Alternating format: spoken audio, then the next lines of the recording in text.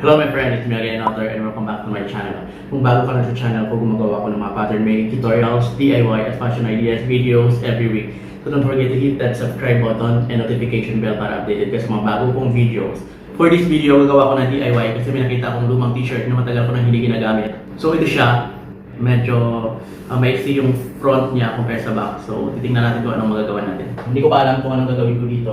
So habang nagkakamap ako ng idea kung anong gagawin ko dito, magkakape muna tayo.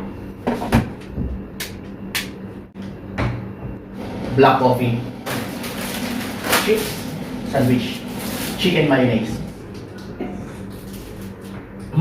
Sarap na kape. Meron ako naisip na gagawin sa t-shirt na to. So, simulan na tayo.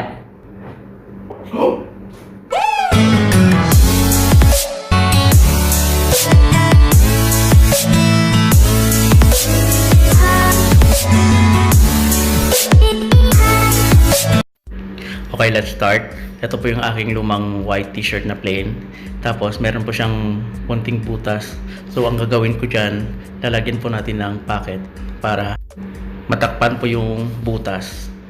Tapos, gagamit tayo ng lumang jeans. Ito po yung mga jeans na ginagamit ko dati. Tapos, medyo maiksi yung harap. Kaya, dudugtungan ko rin ito ng jeans. Magkakat na po ako ng para sa pocket natin, sa front na pocket. Maliit. So, ipi-place lang po natin ng maayos kung saan po banda yung ating pocket.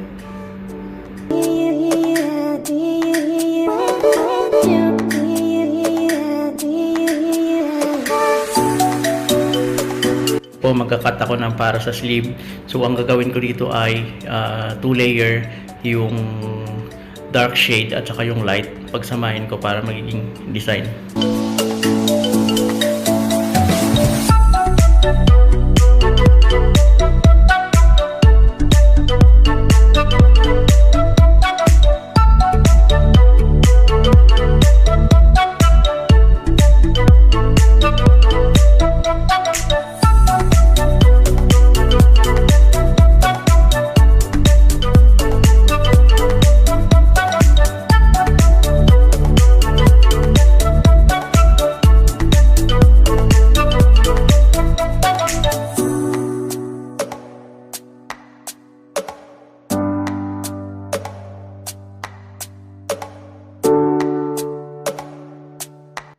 So, ito na po magiging itsura ng ating sleeve.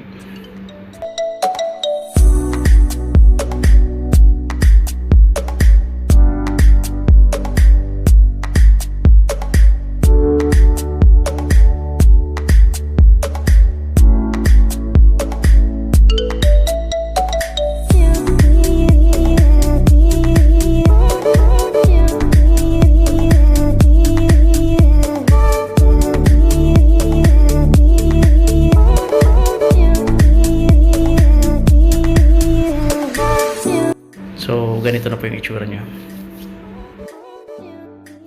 Next po yung ating pocket. So, kanina medyo malaki yung nakat natin. So, liliitan lang po natin para maging proportion yung balance ng ating pocket.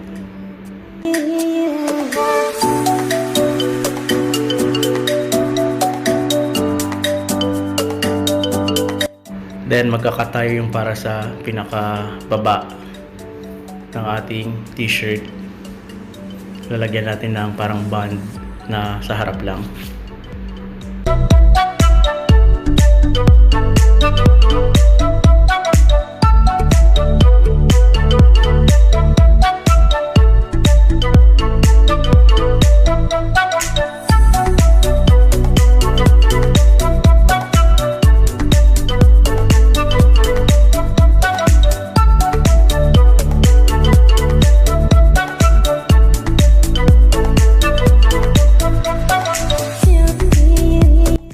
At ito po yung magiging itsura niya sa baba.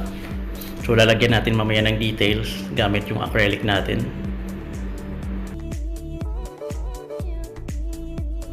So, i-construct na po natin yung mga details ng ating t-shirt. So, ganyan po yung magiging itsura niya.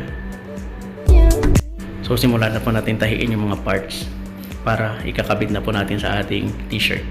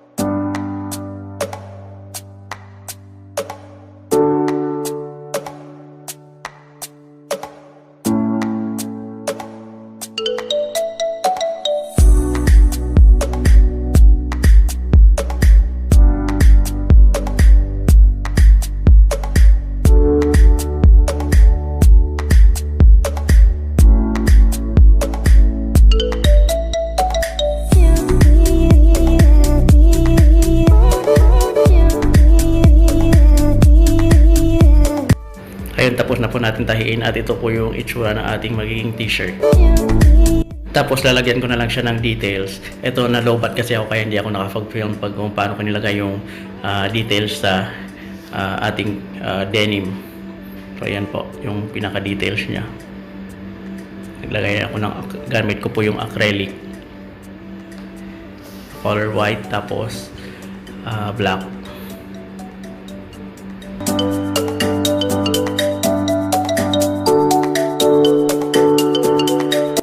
At ito na po yung pinaka-final looks niya.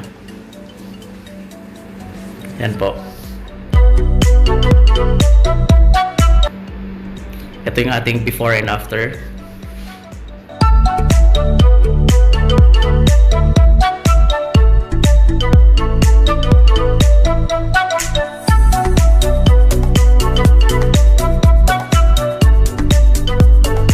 Alright, thank you so much guys for watching. Hope you enjoyed this video. And don't forget to like and subscribe to this channel for more tutorials and fashion ideas.